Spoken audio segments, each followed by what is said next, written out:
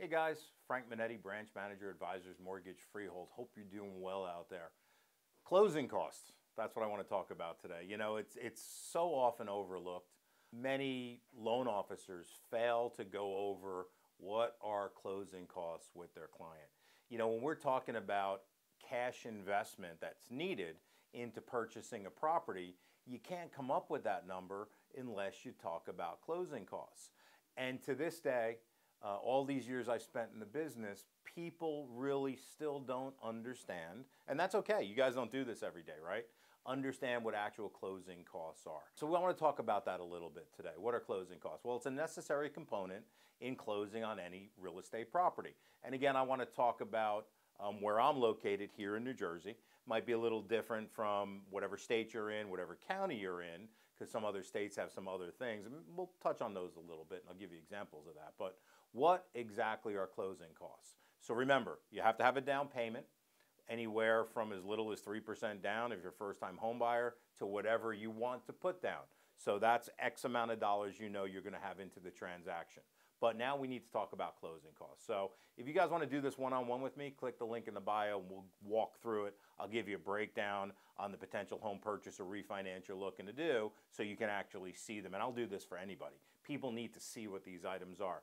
But let's talk about what they are. So first and foremost, what is included in potential closing costs? Well, every lender, like myself, we all have some type of fee. We happen to call ours an application fee. Our application fee is $1,195, and that really goes towards all the operational side of what we need to do to facilitate your mortgage approval and get you to the closing table. Now, for all my clients, I give them a $500 lender credit towards that, just so it can reduce the amount of lender fees. It's necessary. If I sat here and tried to explain to you guys and wrap your head around the cost it is for us to do business, it's astronomical. So we also endeavor to try to have one of the lowest lender fees in our area. So that's part of it. Then, of course, we may or may not need an appraisal of your property, really finding that about 20 to 30% of the time because of what the agencies like Fannie Mae and Freddie Mac have done, where they've tracked appraisals for the last 10 years and they know what's going on with recent sales in a lot of geographic locations. We might not require an appraisal. But if we do, there's an appraisal cost that's going to be part of your closing costs. What else is involved?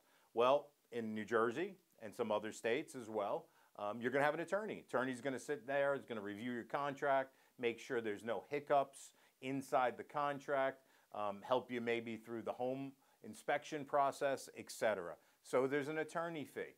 Then that attorney is going to be setting up with their title company relationship title insurance for you. What's title insurance? Well, title insurance is an insurance policy guaranteeing you that no prior owners can come back and say, hey, you know what? I've got a claim to this property.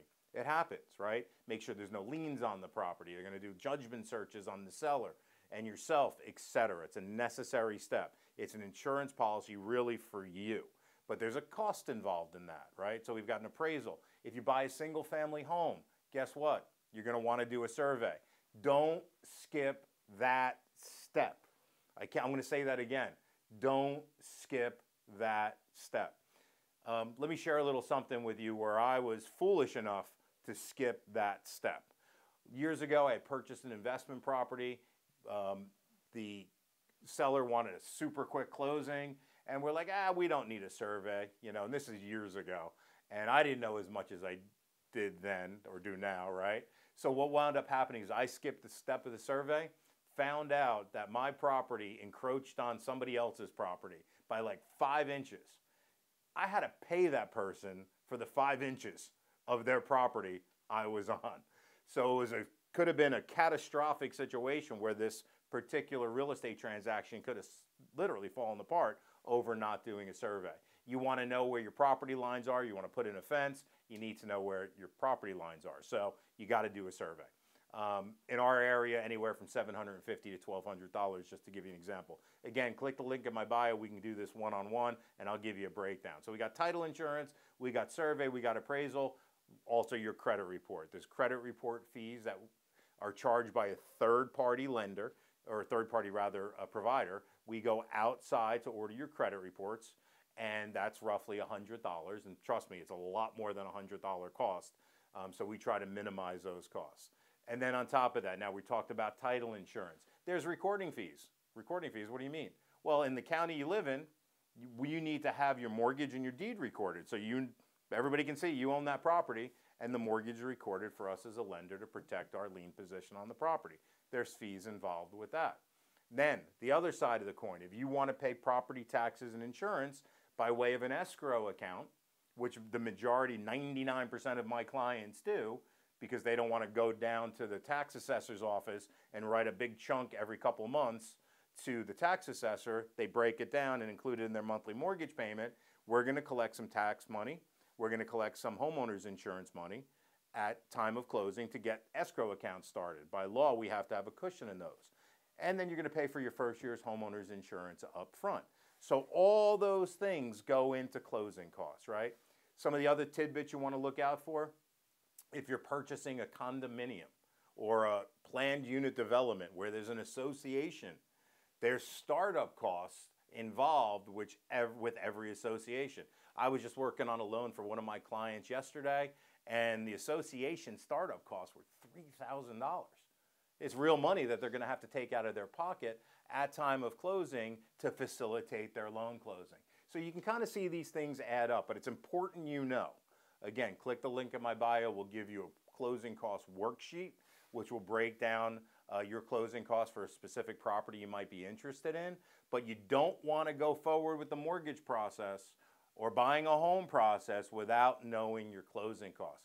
This is real world cash dollars that need to be paid at time of closing. Otherwise, you can't close. And now we need to know this number to help you structure and use the money you have to work with. So we want to make sure we've got it all structured right, knowing what your closing costs are. There's some other tools too.